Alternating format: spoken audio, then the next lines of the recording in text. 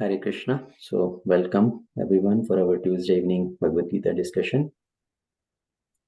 Om Namo Bhagavate Vasudevaya. Om Namo Bhagavate Vasudevaya. Om Namo Bhagavate Vasudevaya. Om Ajnanatimirandhasya Jnananjanashalakaya चक्षुरुन्मिलितं येन तस्मै श्रीगुरवे नमः। मुखं करोति वाचालं पङ्गुं लङ्घायते गिरिं यत्कृपातमहं वन्दे श्रीगुरुदीनतारिणीं परमानन्दमाधवं श्रीचैतन्येश्वरम्। नमो विष्णुपादाय कृष्णपृष्ठाय भूतले श्रीमते भक्तिवेदांत स्वामीति नामिने।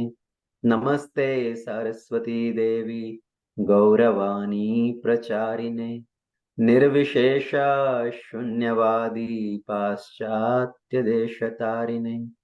जय श्री कृष्ण चैतन्य प्रभु नित्यानंद श्री अद्वैत गदाधर शिवासादि गौर भक्त वृंदा। हरे कृष्णा कृष्ण कृष्ण हरे हरे, हरे Ram Ram Ram Hare Hare. Hare Krishna. So once again, welcome everyone. So today we are going to start Bhagavad Gita chapter 4. Last time we discussed Bhagavad Gita chapter 3, last set of verses, text number 36 to 43, which is talking about one important topic of who is the biggest enemy, and who is our enemy, which forces us to do certain things, even as if unwillingly. We do not want to do, still we end up doing. So why does that happen? Who is forcing us to do? So what is that enemy?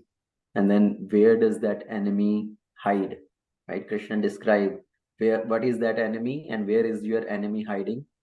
And then ultimately how to win over that enemy, how to control that enemy, curb that enemy. And ultimately Krishna concludes by saying, by developing that knowledge, by cultivating that knowledge, by regulating the senses, by sharpening our intelligence, we can win over that enemy. So sharpening the intelligence means by cultivating knowledge. So that's where the third chapter of Bhagavad Gita ends. And the fourth chapter starts with a very important discussion here, method of acquiring knowledge, right? How to acquire knowledge and the history of Bhagavad Gita. Why Krishna is speaking this Bhagavad Gita to Arjuna? And is this the first time Bhagavad Gita is spoken? What is the age of Bhagavad Gita? Is Bhagavad Gita 5,000 years old? Or what is the original history of Bhagavad Gita? So this is how this fourth chapter of Bhagavad Gita starts. So I'll recite chapter 4, text number 1.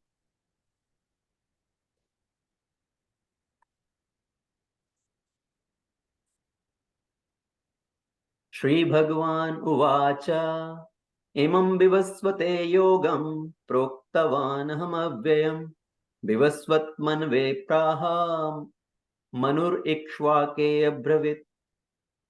So the Supreme Personality of Godhead, Sri Krishna, said, I instructed this imperishable science of yoga to sun god Bhivaswan, and Bhivaswan instructed it to Manu, the father of mankind, and Manu in turn instructed it to Ikshvaku. So if we really see what Krishna is telling Arjuna here, first of all, he is saying the knowledge which I am trying to give to you, do not consider that it is something new concocted right now, just now to motivate you to fight. But this is eternal knowledge. This knowledge has been coming down from generations. How old is Bhagavad Gita? We say Bhagavad Gita was spoken by Lord Krishna to Arjuna some 5,000 years ago. But is that the history of Bhagavad Gita? Is that how old Bhagavad Gita is? Actually, Bhagavad Gita, Lord Krishna is saying, I spoke this science to sun god Bhivaswan. And Bhivaswan gave it to Manu, the first progenitor of mankind. And from Manu, we all came as human beings. We called Manushya because we are the descendants of Manu. So Bhivaswan, sun god, gave to Manu. Manu gave it to the first king, Ikshvaku. When this Ikshvaku Kul was established, the first king of Ikshvaku Vansh in that lineage. So Manu gave it to Ikshvaku. So sun god Bhivaswan, this knowledge is given some 12 crore years ago. Okay? 12 crore years ago. So what is age of Bhagavad Gita? Is that 5,000 years? Is that 12 crore years? Actually, there is no age of Bhagavad Gita. Bhagavad Gita is eternal. This is imperishable science. Lord Krishna himself is saying, I spoke this knowledge because I instructed this imperishable science of yoga. Yogam avyayam. Proktavanaham avyayam. So this is imperishable science. There is no beginning, no end to this knowledge. This knowledge is eternal. So Lord Krishna spoke this knowledge. And why Lord Krishna is telling this to Arjuna now? It is like little endorsement, a little advertisement of about this whole knowledge, which is Lord speaking to Arjuna as the knowledge of Bhagavad Gita. So Arjuna gets motivated to not just simply hear, but act on that knowledge. Just consider the scenario, somebody is looking for a weight loss program. You want to sign up for a weight loss program, and the company who is running this weight loss program, they do advertisement. What do? In that advertisement, they show some pictures of people who have taken that program earlier. And they show before photos, after photos. Before taking this program, this is how this person looked like. After doing this program, this is now the person looks like. So before and after. So they do some publicity of their program like that. And Lord Krishna is kind of trying to inspire Arjuna to take up this knowledge, to hear this knowledge very attentively by saying this is not something new concocted. I have already spoken this knowledge to these many different people. This is age-old knowledge, and so many people have taken benefit of that. By accepting this knowledge, by implementing this knowledge, they have got success. And if you hear this knowledge attentively, you implement this knowledge, you can also overcome all challenges. You can also overcome all your problems, all your worries, all your miseries. So this is the first text Lord Krishna is speaking to Arjuna. And the second text talks about the process of hearing this knowledge. What is the process of hearing this knowledge? Krishna is saying this is descending process of receiving this knowledge. Evam parampara praptam rajarishayo vidhu sakaline hamahata yoge nashtah parantapah. This supreme science was thus received through the chain of disciplic succession, and the saintly kings understood it in that way. But in course of time, the succession was broken, and therefore the science as it appears to be lost. So Lord Krishna is describing how to receive this knowledge. Evam parampara praptam. This knowledge is received through the chain of disciplic succession. In science, we go through ascending process of acquiring knowledge. Right? We go from down to up, but there is a fault in that process of receiving knowledge, because whatever method we are approaching as an ascending process of acquiring knowledge, today some theory we propose, tomorrow somebody else will come, they will reject that theory and they will propose some another theory. So this is how in science happen. Every few years, every 100 years, some new theories come up, because there is fault. The faults in the human being, we have tendency to commit mistake. We have our limited senses, we have imperfect senses, our senses are prone to be illusion, and we have cheating propensity. So we have some limitations, And based on those limitations, no matter how much scientific advancement, scientific research we do, there is always some fault. So the best process of acquiring knowledge is descending way. Descending way means the knowledge is passed from top to bottom. So Krishna gave this knowledge to Brahma. Tene Brahma Hridayadi Kavaye. This knowledge was first given by Lord Krishna to Brahma. And here Lord Krishna is saying, yes, the same knowledge I gave to sun god Vivaswan, Vivaswan gave to Manu, Manu gave to Ikshvaku. So in that way, in a parampara system, this knowledge is passed down. So somebody who has acquired knowledge from somebody else, ultimately it traces to Krishna.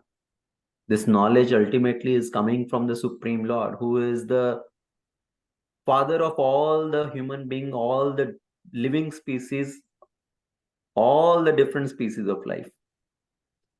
So just in our scientific world also, in modern world also, we go to a teacher. But what is the authenticity of that teacher? If you go to a physics teacher, why you want to learn physics from that person? Because he has also learned physics maybe from somewhere, and he has learned from somewhere. So the teacher should have a teacher, that teacher should have a teacher. And that is the way of acquiring knowledge. So who can be a guru? So today, who is a good disciple, that can in turn become a guru. And then he has some disciple. If that is a good disciple, that in turn can become a guru.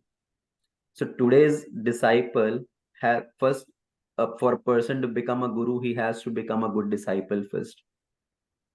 So this knowledge is passed down in disciplic succession. And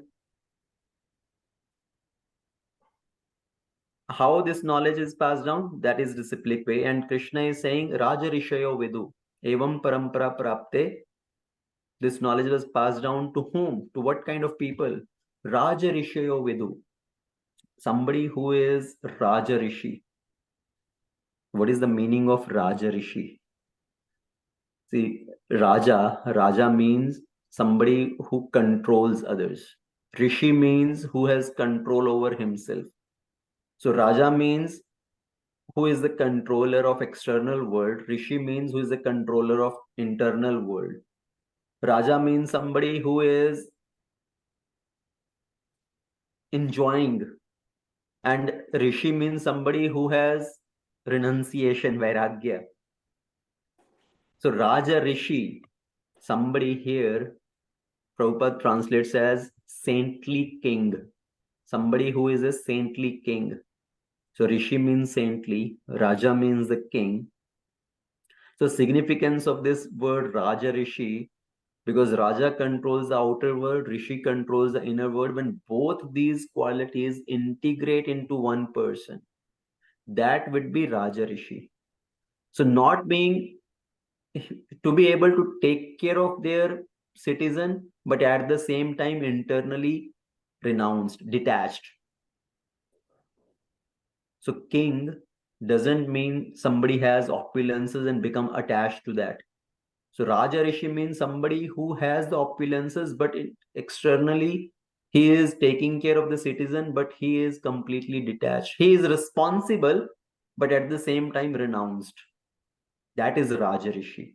Like King Janak, Maharaj Yudhishthir.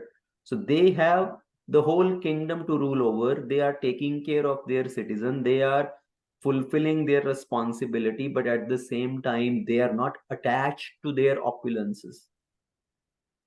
So some translation will say Raja Rishi means royal sage. Raja means somebody royal, and Rishi means sage. So royal sage as a literal meaning. Prabhupada translates this as a saintly king. So both are correct, but the main emphasis is on saintliness. The person is saintly. Now, Krishna says this knowledge was passed down to saintly kings who further passed on this knowledge to their citizen.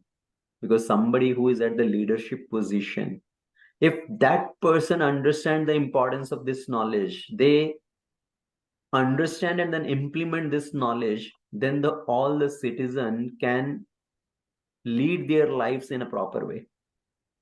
So that's why in ISKCON also, our sometime emphasis become to give this knowledge, to give Bhagavad Gita to people in a responsible positions, like the ministers, the other leaders of different organization in politics and business and all these different aspects. Because if these influential people take up this knowledge, they can motivate, they can inspire many others, they can set example for many others.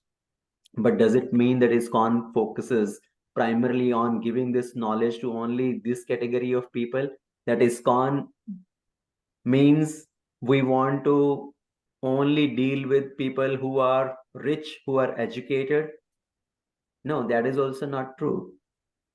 Yes, we want to give knowledge to high class of people, but this knowledge is available for everyone. Doesn't matter rich or poor, educated or uneducated. So it's not meant for only people in very high positions, somebody rich or educated.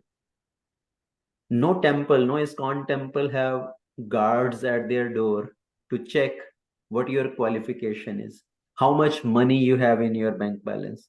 Nobody is asking for those things. Nobody is checking for those things. Temples are open for everybody. This knowledge is available for everybody. It's not that we are charging thousands of dollars to attend Bhagavad Gita classes. Everybody is welcome to listen and everybody is welcome to read and implement this knowledge. But sometimes we have to prioritize where to put focus. We want to influence such people who in turn can influence many others. So for example, in beginning, Srila Prabhupada, when he started this International Society for Krishna Consciousness, there was a hippie leader or a musician, Allen Ginsberg, and he was influenced by Srila Prabhupada, and he wrote a remarks to as a forward to Bhagavad Gita when the first copy of Bhagavad Gita was printed. So Prabhupada used that forward by Allen Ginsberg when the first copy is printed, because the people are influenced by Allen Ginsberg. They see Allen Ginsberg is writing this forward, so they also want to read. And but as the movement grew, and Prabhupada thought this is no more needed. The movement is not just for hippies only. But yes, it includes hippies. It is not meant only for hippies. Everybody is welcome.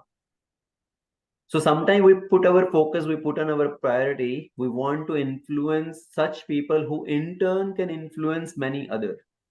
So that's why we approach many corporate leaders. We approach politicians and all. So if they become inspired, they become influenced, they take up Bhagavad Gita, the teachings of Bhagavad Gita, then the whole nation, the whole society can progress towards that. So that's why it is very significant here when Krishna is saying the word Raja Rishi, Evam Parampara Praptam Raja Risheho Vidhu.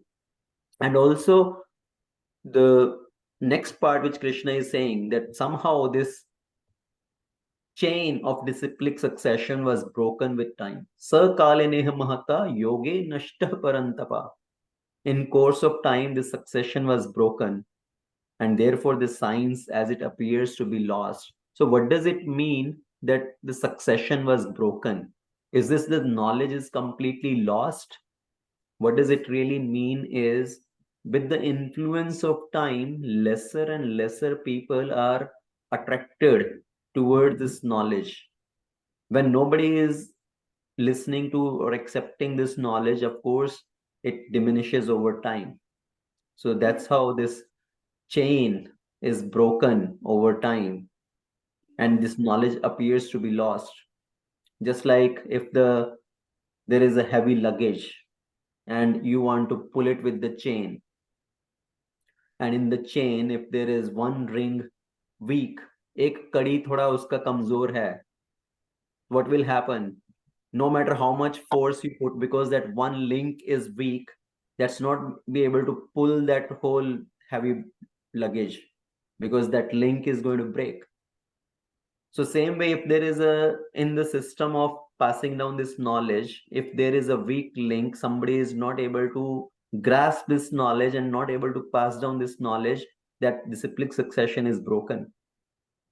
And what happens then? Then Krishna says, then I come myself to reestablish that disciplic succession. And that's how Krishna is giving this knowledge to Arjuna again. So the third verse of fourth chapter, Lord Krishna is talking about what is the qualification to receive this knowledge. Okay, knowledge should be received in disciplic succession. That is one criteria. But beyond that, what is the other qualification to receive this knowledge? Text 4.3. Sa evayam maya tedhyam yoga prokta puratana bhakto asi me sakha cheti rahasyam hoitaduttamam rahasyam hetaduttamam. That very ancient science of relationship with the Supreme is today told by me to you, because you are my devotee as well as my friend, and therefore understand the transcendental mystery of this science. So bhakto asime sakha cheti. What are the qualifications Krishna is mentioning here? You are my devotee as well as my friend. So that's why you are qualified to receive this transcendental mystery of science. Now, Krishna very clearly mentioning here what is the qualification to receive this knowledge. So sometimes something is kept secret from others. And what is the reason for keeping something secret from others? Anybody? Why is we want to keep something secret from others? It could be two ways. One is you don't want to share information with others so they succeed. That is a negative way. A positive way, sometimes you don't share certain information so that you don't create a barrier for others, meaning that they don't get scared. They have the ability to cross it. Okay, very good. Both are very good, valid reasons. Anybody else? And Dvesh, Prabhuji? Dvesh. Okay. Knowledge will not be distorted and passed on in the wrong way. Say again, Mataji. That knowledge should not be distorted. Like, they do their own misinterpretation and then give it to the people in a wrong way if they're not qualified enough. Yes. So if they are not qualified enough, they may use it in a wrong way. That's good. So the answers, all the answers are correct here. So the two main things why sometimes we keep secret from other, one thing is out of our selfishness, right? Out of envy from others or competition from others, that if I share this knowledge with others, they can also utilize them and also get successful, as Skanda Prabhu said, right? That is out of selfishness, out of envy from others. Second reason is so that the other people, they do not misuse, they do not abuse this knowledge, right? This knowledge do not fall in wrong hands. So those are the two primary reasons why sometimes some secrets are kept from others. But here, why Krishna is saying this is a secret knowledge, and why this knowledge not to be shared with everybody in generally, this science of yoga, actually it remains secret, not for these two reasons, but because it requires a qualification. It requires somebody to be qualified to understand this. And that qualification Krishna is revealing in this verse. What is that qualification? That Krishna says is devotion, bhakti. Bhakto asime sakha cheti. So a lot of people, actually, if we see, a lot of people have given their commentaries on Bhagavad Gita, and on the name of Bhagavad Gita, they just pass on their own whimsical ideas. They just give their own interpretation, their own understanding, their own concoctions. At the time of freedom fight, when India was trying to become independent from British rule, there were many freedom fighter leaders. And one of them, he was also reading Bhagavad Gita and giving commentary on Bhagavad Gita while being in the prison of Britishers. So he claimed ultimately if we could have understood Bhagavad Gita, what Krishna says fight. Yuddhasva bhigata jara. Get up and fight. So if we had that spirit, we could have solved this problem of independence. Somebody says if we had that spirit of fighting, what Krishna is saying, we could have solved the problem of Pakistan overnight. So people come up with their own ideas. Somebody says ultimate message of Bhagavad Gita is non-violence. So people give their own understanding, their own interpretation. People make business on the words of Krishna, giving their own message in the cover of Bhagavad Gita, in the garb of Bhagavad Gita. So no doubt there is a freedom of speech, right? Everybody a free country. Everybody has the right to speak in freely. But on the name of this freedom of speech, we cannot put our opinion and force it in the name of Bhagavad Gita. That, oh, this is Krishna is speaking in Bhagavad Gita. This is what is written in Bhagavad Gita. Many times people say this phrase, Are Bhagwan Krishna ne aisa bola. In Bhagavad Gita, it is said like this. And they do not give any reference. Are Baba, where did Krishna speak like that? Can you at least quote some reference? This is Bhagavad Gita, chapter this, verse number this is from Bhagavatam, this canto, this chapter, this verse, or this is from this scripture. They simply say, Krishna ne aisa kaha hai. So people just use these generic statements and they present their own ideas in the nice covering of Bhagavad Gita. Just as an example, if suppose somebody is giving lecture in English and audience cannot understand English, okay, so there is a translator. So let's say audience knows only Russian and somebody is giving lecture in English. So there is a translator who translates from English to Russian language. But now just imagine if the translator, rather than just giving translation, he start giving his own class. He is not translating exactly what the speaker is speaking, but he just start giving his own message to the audience. Is that acceptable? Is that valid? Is that reasonable? No. If you want to give your own class, then you just tell the audience, okay, this is what I am speaking, just listen to me what I am saying and see if people are willing to listen to you. But do not present your own ideas on the covering of somebody else, on the pretext of somebody else. So qualification, same way to understand Bhagavad Gita, is not just having some scholarly background or having the knowledge of Sanskrit.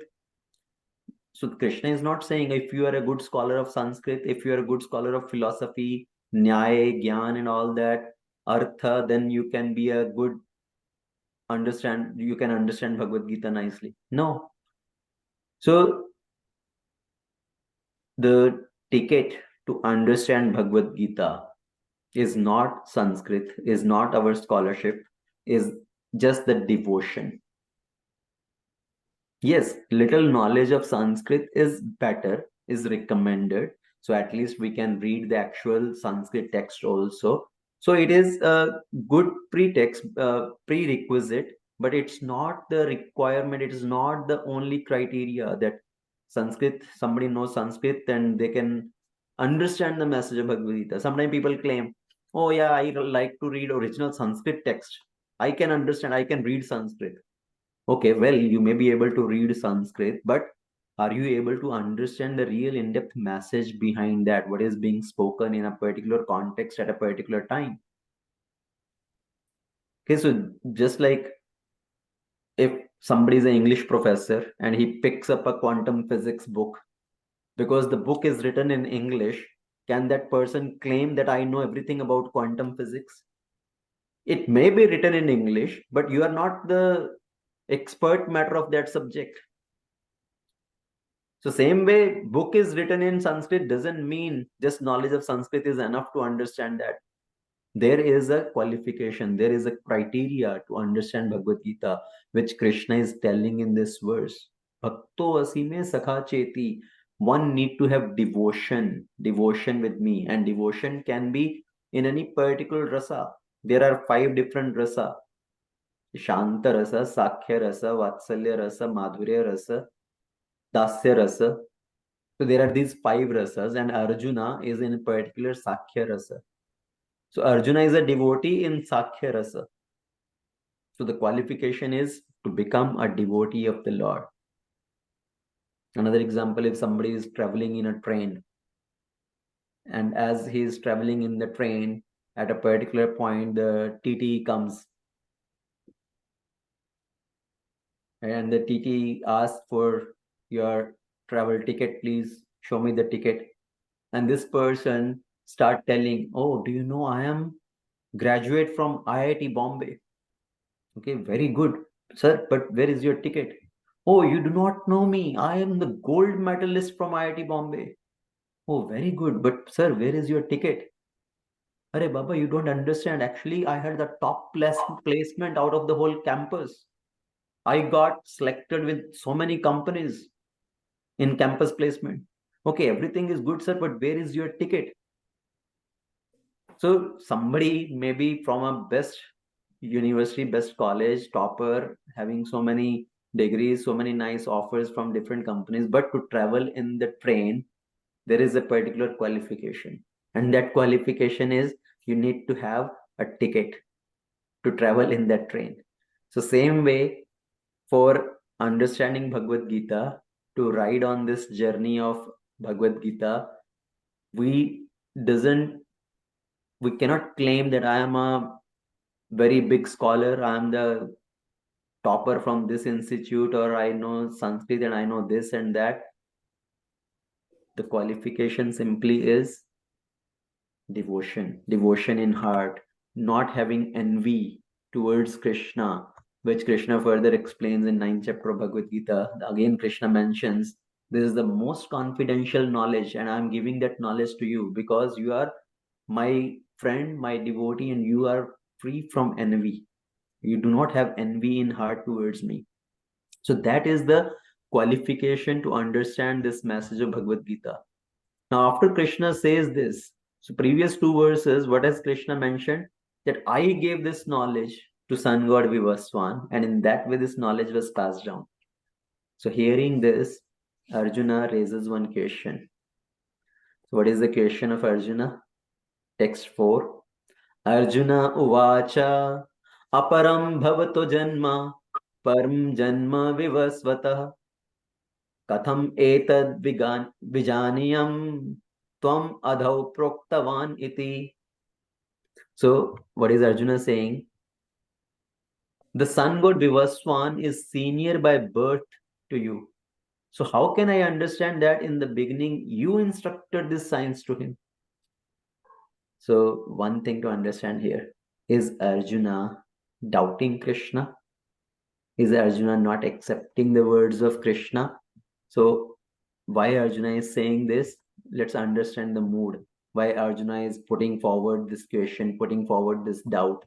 It's not that Arjuna is having doubt on Krishna, Sanshaya, but Arjuna wants to clear the doubt of people to come in future. Arjuna is not actually doubting Krishna. He is not saying, Krishna, no, I cannot trust you. Right? Suppose if one of your friend comes and tells you, hey, you know what? I met the president of America today. He invited me to come to his office, his White House, and he offered me lunch to sit with him and eat lunch. And you will start laughing at him. Hey, why are you joking like this? So we may not trust that this may have happened to you, but is Arjuna behaving with Krishna in the same way? No, he is not joking with Krishna. He is not doubting Krishna. He is not saying, no, I cannot trust you. This is all panter. You are just throwing big. Bada lapet rahe ho. So, but he is saying, Krishna, please help me understand this. And you are saying, you spoke this knowledge to Vivaswan, but to my understanding, Vivaswan happened much, much, much earlier. So how do I understand that you explained this science to him? Then Krishna clears his doubt. Krishna answers his question in the next text. Text number 5 and 6. What Krishna says, Shri Bhagavan Uvacha Bahuni me vyatitani janmani tva cha Arjuna Tanyam Veda Sarvani Natvam Vetat Parantapaha. The Supreme Personality of Godhead said, many, many births, both you and I have passed. I can remember all of them, but you cannot, O subduer of enemy. So what Krishna is telling here, he is revealing the reality about Krishna himself and Arjuna, that I and you both have taken many, many births, many appearances. I can remember all that, but you cannot. That talks about the difference in the Jiva and the Supreme Lord, the difference between Anu and Bhivu. Krishna's body does not change, it's eternal. Even though Krishna appears time after time after time, but Krishna remembers everything. Krishna says, I remember each and every living entity's past, present, future of all these uncountable living entities. So Krishna's body is eternal, it does not change. Krishna remembers his past, his appearances, but we forget. Why? Because our memories are based on the body. When the body changes, we lose all the reference point. Right? It's just like when you change computer. Sometime you try to transfer the data from one computer, one hard disk to another hard disk. All the applications, all the different softwares from your old computer to new computer, but there's some of the files, they are not compatible. They cannot just transfer, they just get deleted. So it's not about just losing the information in the file, but it is deleting the file altogether. So same way for us, when we change one body to another body, it's not about just lose of some information. Our whole reference point is lost. So we are not able to remember everything from all our past lives. And also within this life also, we have the tendency to forget. We cannot remember all the things we have done, even what to forget about, what to speak about many, many days ago. We cannot maybe remember exactly 24 hours before what I was doing, exact at same time at 9:12 p.m. what I was doing yesterday, or what did I eat 2 days before in lunch or dinner. So we may not remember everything because we have the tendency to forget. Our memory is very limited. So that is the reason we are not able to remember everything. And also for one life to another life, we keep or we lose our memory, because if we were to remember all the past memories, all the past experiences, then our life may become so terrible, so pain giving, that it may be impossible for us to continue. Sometimes people ask this question, oh, why does Krishna doesn't give us remembrance from our past lives so we can remember what wrong things we did and we can correct those now. We do not make the same mistakes now. But the point is, if we were to remember all those things along with what mistakes we did, we will remember all other things, what wrong things happened to us, what kind of suffering we went through, how somebody else troubled us, and all those negative thoughts, they will be so overwhelming that we will not be able to continue with our lives. We will be so much depressed, and sometimes so much of revengeful thoughts also may come. So Krishna, that is also his mercy, that Krishna erases our past memories. Matta smritir jnanam apohanam cha. Krishna says in Bhagavad Gita, chapter 15, text 15. From me comes remembrance, knowledge, and forgetfulness. Apohanam. So forgetfulness is also given by Krishna. In certain situation, yes, Krishna can give us remembrance also. We can remember some particular incidents very clearly, some particular experiences very clearly, some impressions are there in our memory. So, and Krishna himself sitting in the heart, he is trying to guide us to avoid the wrong things. Some inner voice come, inner consciousness comes, the inner voice speaks to us, do not do this thing. That is, Krishna is trying to guide us to avoid committing the same wrong again. So Krishna says that I can remember all these previous lives, but you cannot remember. So I have spoken this knowledge to Sun God Vivaswan in one of the previous instances. And what is the another reason? Although I am unborn and my transcendental body never deteriorates, and although I am the Lord of all living entity, I still appear in every millennium in my original transcendental form. So Krishna says, I also come life after life or time after time in different yugas, and I am able to remember all my previous activities, but you are not able to remember.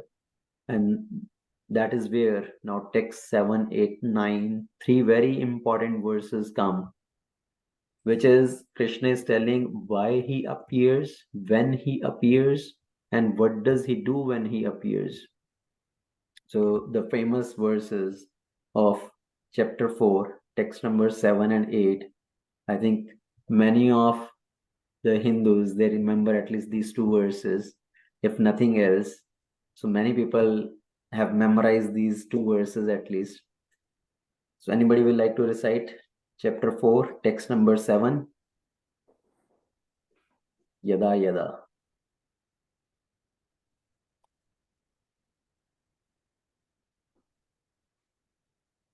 Anybody?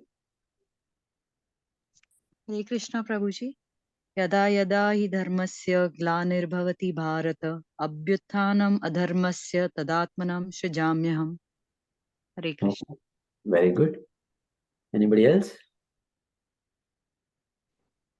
यदा यदा हि धर्मस्य ग्लानिर्भवति Bharat अभ्युत्थानम् अधर्मस्य तदात्मानं सृजाम्यहम्.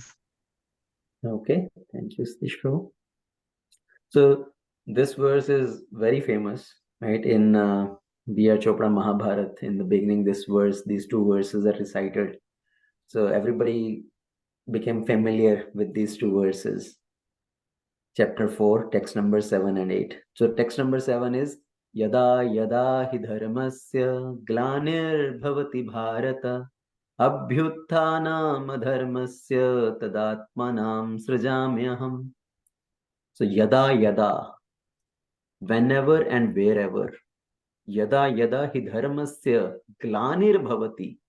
So galani, wherever and whenever there is galani of dharma, there is the deterioration in dharma. Krishna says, then and there I appear. Srijami aham. I manifest myself. For what purpose? To reestablish dharma. So here Krishna is saying, whenever and wherever there is decline in religious practice, O descendant of Bharata, and a predominant rise of irreligion, abhyuthanam adharmasya. So whenever there is increase in irreligion and decline of religious practice, at that time I descend myself. Tadatmanam srijami aham. So yada yada, whenever and wherever. Now the word dharma. Dharma means it can have many meaning. So understanding what dharma is, what religion is, what does that mean? It's not about what somebody likes or dislikes. It's not about that religion means something, whatever different individual like. then there is no question of religion or irreligion. Everybody is doing as per their like. Some people like some particular thing, another people like another particular thing. So then there is no question of being dharmic or adharmic. If it has to be on everybody's like or dislike. Just like in a country government, they have certain rules. So whether you accept the rules or you do not accept those rules are there. If you do not follow those rules, you will be punished. If you follow those rules, you are considered as a good citizen. So same with dharma. Dharma means a set of rules which are established by the Supreme Lord. The living entity who are abiding by those rules given by God, those are called dharmic people. And people who are not abiding by those rules given by the God, given by the Supreme Lord, those are called adharmic. And dharma also mean our nature, our intrinsic nature. Just like the nature of sugar is to give sweetness, nature of water is to quench thirst. So everybody is serving somebody or something. When we surrender to the right person for the right thing, that is called dharma. Jivera savrup hoye Krishner nityadas. The real nature of the living entity is to be the servant of the Supreme Lord, to develop our love for the Supreme Lord and serve Krishna. So that is our real nature, right? Real dharma. But rather than serving Krishna, if we serve this material world, if we serve this different material dharma, and we do not take care of our real nature, then that is also we are not fulfilling our real purpose of life. So there could be a samanya dharma, there could be a vishesha dharma, there could be a swadharma, sanatan dharma. So samanya dharma means dharma at the level of our bodily occupation, at the level of our varnashrama. Samanya dharma means the moral principles. Say, be truthful, be honest, respect others, love everybody, serve your parents, serve your teacher, serve your elders. So all these are called samanya dharma. Okay, satyam vad, matru devo bhava, pitra devo bhava, atithi devo bhava. So all these kind of things come under samanya dharma. And then comes based on our Sanatan Dharma, that is to serve the Supreme Lord. Okay, engage in service to the Supreme Lord. That is based on Sanatan Dharma. So one dharma is to keep harmony within this world around us. That is called Samanya Dharma. Okay, that is dharma based on our material bodily occupation. And then there is transcendental dharma, so Sanatan Dharma, which is at the level of soul, at the level of our real savrupa, real nature. Now, when Krishna says dharmasya glani, what does that mean? That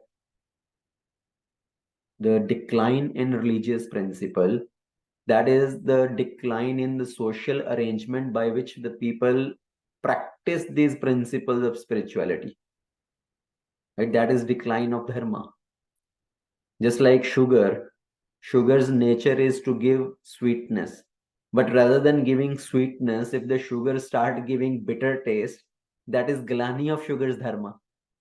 So same way, rather than being in harmony with this world and let others also practice their spiritual principles, if the people are becoming obstacle in the practice of their spiritual principles, that is called decline of dharma. Dharmasya glani. So in the real sense, dharma is given by God. Dharmam tu sakshat bhagavad pranitam. So the rules and regulation are given by God, and Lord want all the living entity to practice those rules so that they can return back to his kingdom. So Lord has given us scriptures, Lord has given us holy dham, he has given his holy name. He himself also comes, or he sends his representative also. Sometimes he comes in a disguised form also to teach others, like as Chaitanya Mahaprabhu. Even he comes in the form of Buddha also to make people accept him indirectly. Okay. So in all these different ways, Lord has given so many different things so people ultimately can come back to him. So Krishna says whenever there is decline in religious principle, whenever people are going away from their responsibilities in terms of the social responsibility to live in harmony within this world, or they are going away from their practice of their eternal principle, and there is increase in adharma. So either there will be increase of dharma or increase of adharma, right? Both cannot be together. So at that time, Krishna says, I come myself. And Krishna is not saying I am the only incarnation. Whenever and wherever there is decline, that time I manifest myself. So it's a very inclusive statement. Because in different religion, in different faith system, people may have different process of accepting God. So there may be many different externals, but the internal goal is to reach God. In our culture, in Hinduism, we fold hands while offering prayers. In Muslim, they spread their hands, right? When they are doing their prayers, when they are reading namaz. In some culture, we say Bhagwan, somebody may say Allah, somebody may say God. So ultimately, everybody is in some way calling out to God.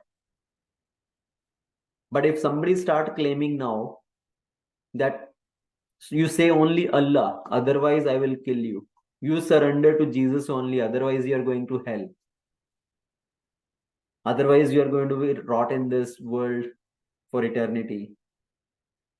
So if people start claiming like this, when they become very exclusivist, that is not in the right spirit of God consciousness.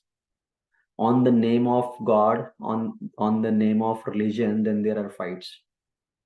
Our understanding is, no, God has many names, he has many forms. He can accept the prayers of people in so many different language, different ways, different external rituals. Ultimately, he has many forms and many names. Nama nam akari bahuda nij sarva shaktis tatra arpita niyamita smarane kala.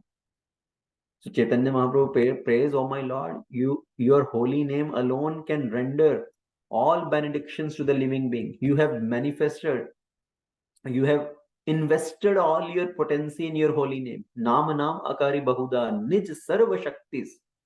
You have put all your power into your holy names.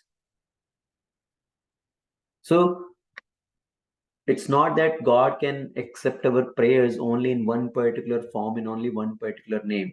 Krishna consciousness is very inclusive. So Krishna consciousness is present inside us and it just need to be aroused. The spark is there, that spark just need to be fanned. It's not that Krishna consciousness need to be created. It just need to be fanned. It just need to be aroused. And the next point what Krishna says in this verse, Tadaham srijami aham. I manifest myself. So word srijami also is very significant, but because that is what is not referring to creation. It's not that God is creating himself at a particular time. Earlier he was just some energy. Now he has taken some form.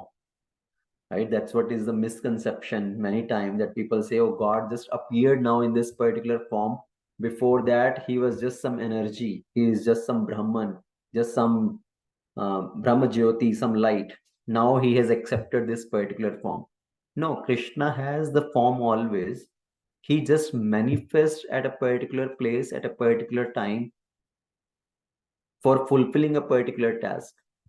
Just like the sun, It's not that at the time of sunrise, the sun is creating himself. Earlier sun did not exist and now sun has taken birth. Sun was there always at a different place, but now at a particular time, he has appeared at a particular place. So as the sun is always there, he just appears. Same way Krishna is always there in his form, and he just appears in front of us at a particular time and place. So it's not, there is no question of creating a particular form of Krishna. All those forms exist eternally.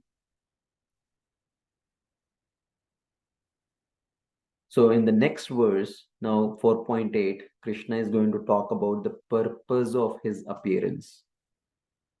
Okay, and what are these purposes of Krishna's appearance? I think we'll discuss that in the next session. And again, very famous verse. Pritranaya sadhunam vinashaya cha dushkritam dharma sanstapnarthaya sambhavami yuge yuge. So Krishna specifically mentions 4 different things here, and we will discuss that in the next session. What is the real purpose of Krishna's appearance? Yes, externally Krishna is saying some different reasons here, but what is the real purpose behind Krishna's appearance in this world? Okay, so we'll stop here today's discussion. Srimad Bhagavad Gita Ki Jai, Srila Prabhupada Ki Jai, Ananta Koti Vaishnava Vrinda Ki Jai. So one point I wanted to mention, as Krishna is saying, the qualification to understand Bhagavad Gita is devotion, right? Ultimately, we need to cultivate this knowledge.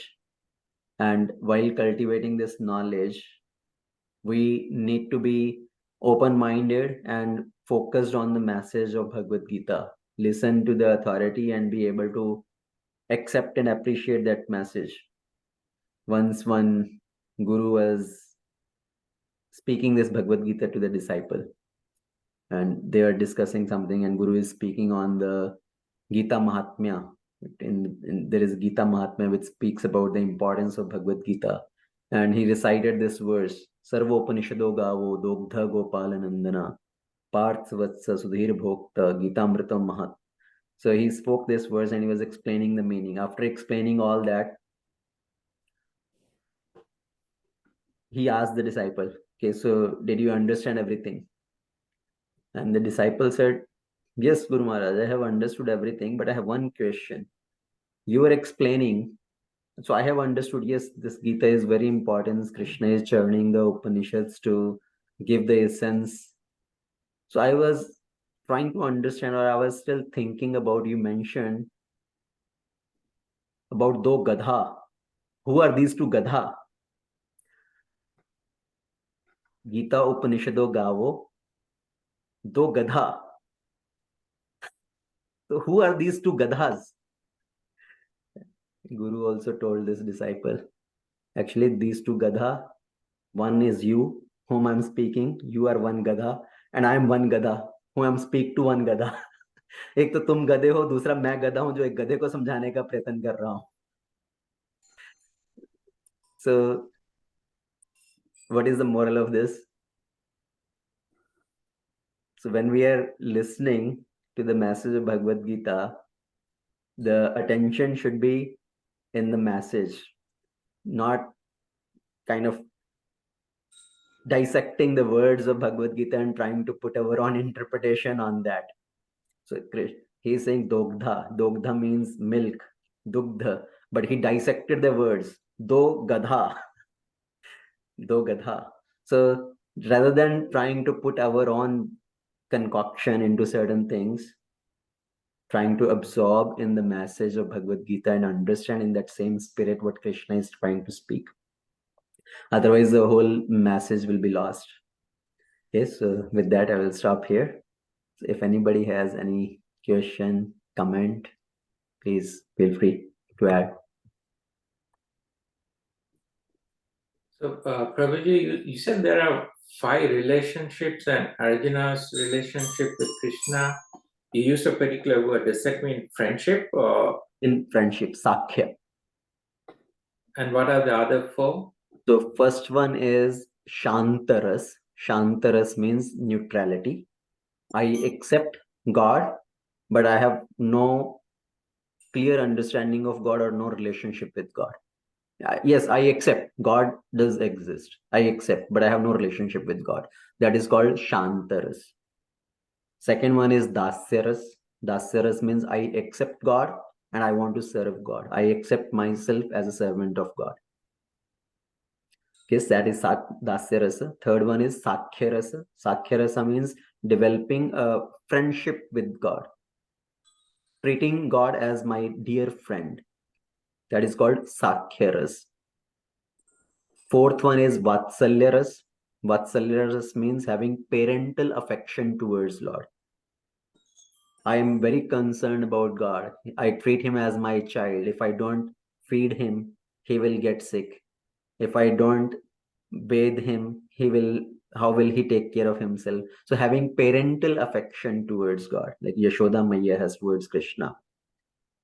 Okay, and then Madhurya Ras means having that mood of conjugal relationship with the Supreme Lord as a lover, like the gopis, Radharani has towards Krishna. That is Madhurya Ras. So these are the five different rasas. And Arjuna's relationship with Krishna is Sakhya Ras, friendly relationship. Okay.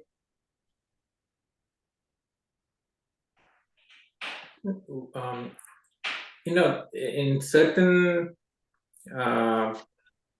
interpretation, we say that the Bhagavad Gita is timeless, eternal. But then why did they also go and try to say that, it was given to the sun god 2,005,000 years back? So that is just to tell as a historical event. That is this knowledge. The recent event when Krishna himself spoke this knowledge was 5,000 years ago to Arjuna. Before that, Krishna himself telling that I spoke this knowledge to Sun God Vivaswan, which was some 12 crore years ago. Okay. But ultimately, this knowledge is eternal. This knowledge is imperishable. Okay, there is no age to this knowledge because this knowledge has existed forever. But these are certain historical events when Krishna himself spoke this knowledge. So if somebody says, oh, this Bhagavad Gita, what is the authenticity of Bhagavad Gita? How we can believe in this knowledge or accept this knowledge? Because this knowledge is spoken by the Supreme Lord himself. And this is eternal knowledge. This is universal knowledge. This knowledge does not apply to a particular class of people at a particular time. This knowledge is acceptable at all time and places. Okay, so that's why this knowledge it was practical 5,000 years ago. This is practical right now also. It's not that this knowledge becomes meaningless after a certain time. This knowledge was only useful 5,000 years ago, but now this knowledge is invalid. Okay, because now we are very modern people. We have so many other information, scientific advancement and all. So this knowledge does not apply now. No, this knowledge still apply right now also, because no matter how much the science has progressed, how much this world has advanced, how much scientific advancement we may have, but the problems of life still remain. What are those problems of life?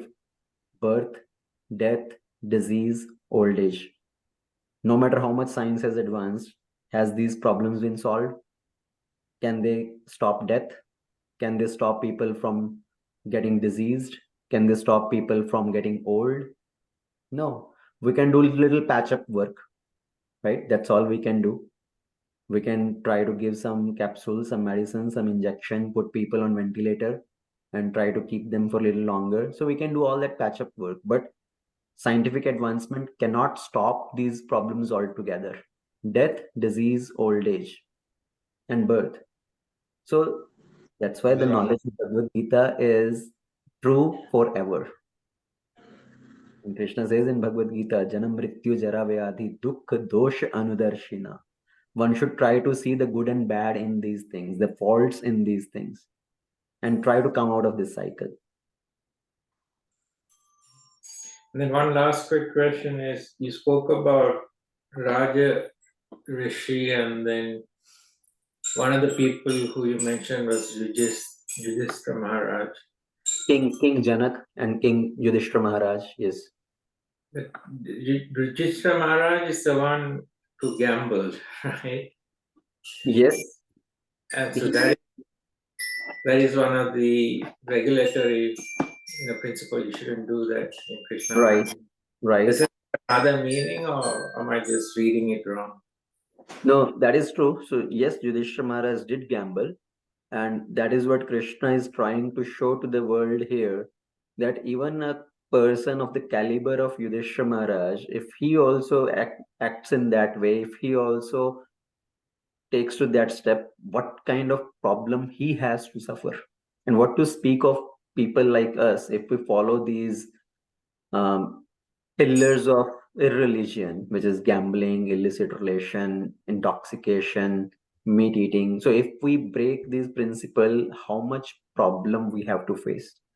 So Krishna show through the medium of his devotee that, see, if you do this, you will have to suffer so much.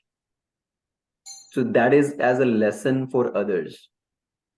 And the primary example which we give about as a Rajarishi, Janak Maharaj. Janak Maharaj, he is a king. He is ruling over his citizen. He is fulfilling his responsibilities towards the citizen, but he is not attached to his opulence. Okay. So fulfilling the responsibility and not being attached, both things together when they come, that is Rajarishi. And how it applies to us in our scenario, we have to become maybe something called Grah Rishi or something. I don't know if that is a real word in some scripture or not.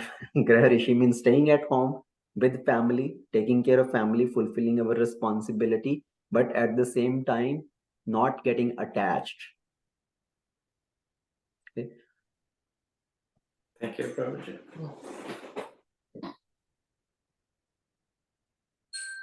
Anything else?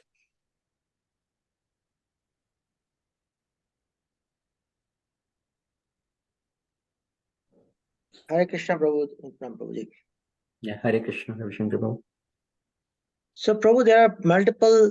So, this knowledge was imparted, as stated, to Vivaswan and to Arjuna. When it was imparted, it was more of a Sanskrit conversation. No translation, no purport, no explanation. Is that correct understanding, Prabhu? Yes, that it is. It's a song. Right? It is just a dialogue. Dialogue, yeah. So because that at that time Arjun was able to comprehend as it was being spoken in Sanskrit.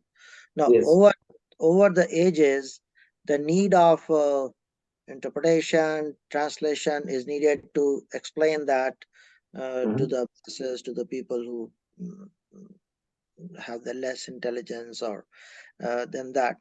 So, and overall, the interpretation that we of the Bhagavad Gita, leave aside those interpretations which are not from the devotional point of view, which was written like a philosophy or something, concoction or whatever that thing, like maybe Mahatma Gandhi gave an explanation of that.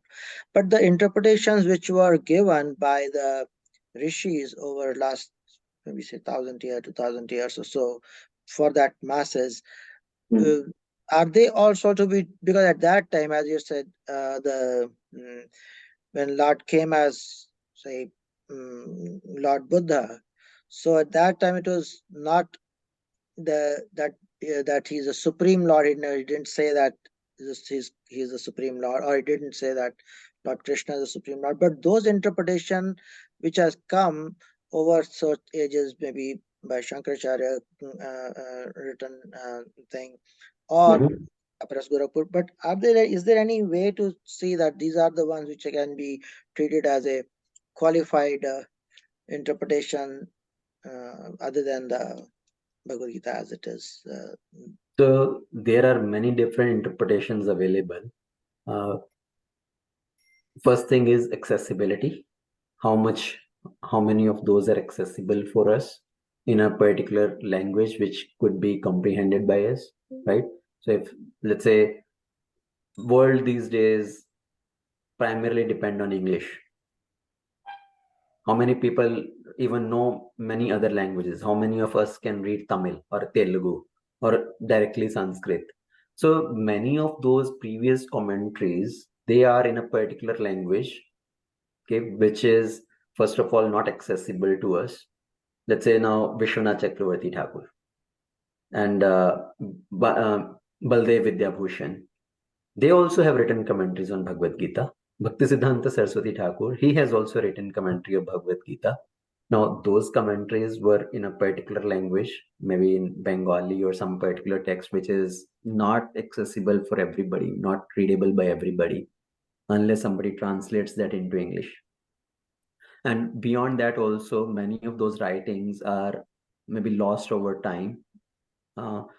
And apart from these devotional personalities who gave commentaries on Bhagavad Gita, the other commentaries, even some great sages or somebody has given commentaries, they are not in the path of bhakti, to say. Yes, most of them are on the path of jnana. Okay, so it's a primarily anga for them is jnana, just knowledge.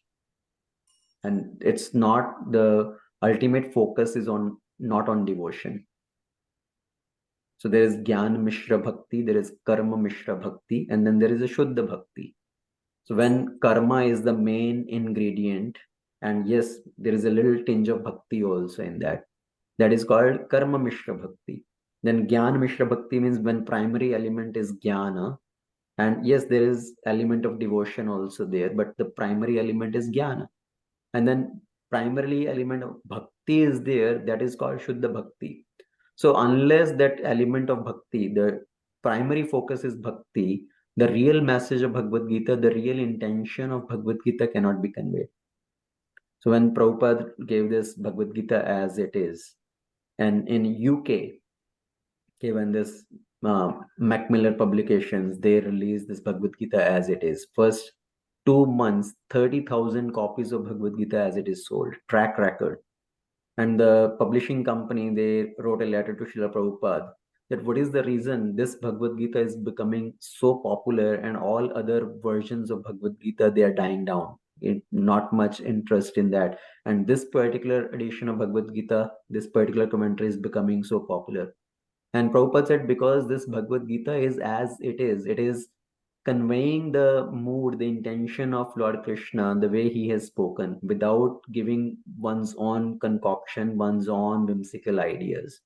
And people are able to read that and appreciate it, and they are able to connect it.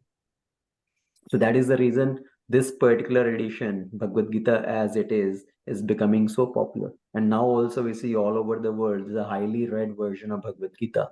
Bhagavad Gita as it is, translated in more than 80 languages. Okay, how many millions of copies of Bhagavad Gita as it is has been sold now? So there is a difference, even though other commentaries on Bhagavad Gita are available, but after reading those also, people are not able to appreciate. Within ISKCON, there are so many devotees who have read other versions of Bhagavad Gita, right? Other commentaries of Bhagavad Gita. They said, yes, we have read Bhagavad Gita, but it never made as much sense after we read Bhagavad Gita as it is. Yeah, that's correct.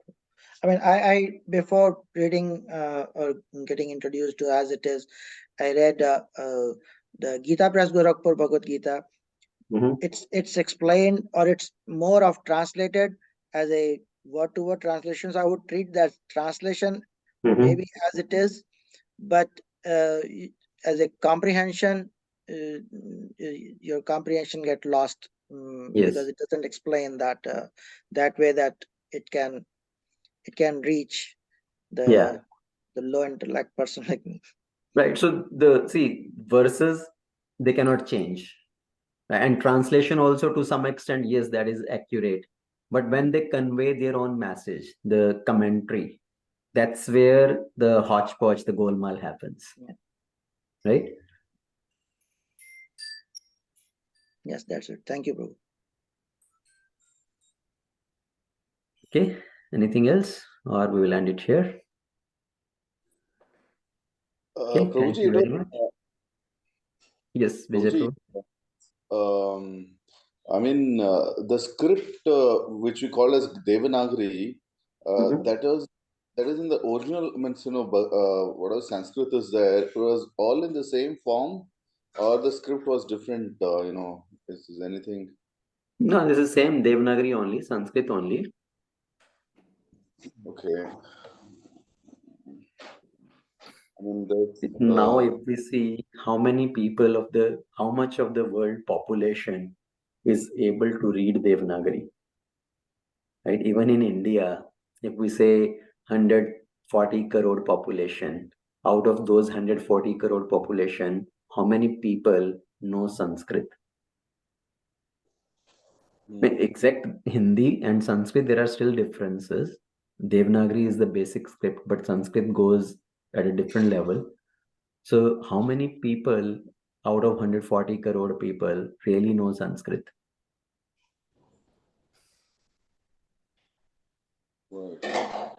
Even can we say 1 crore?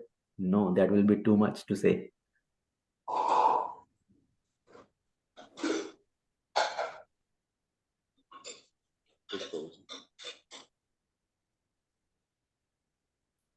Okay, so we'll end it here. Srimad Bhagavad Gita Ki Jai, Srila Prabhupada Ki Jai, Ananta Koti Vaishnava Vrinda Ki Jai.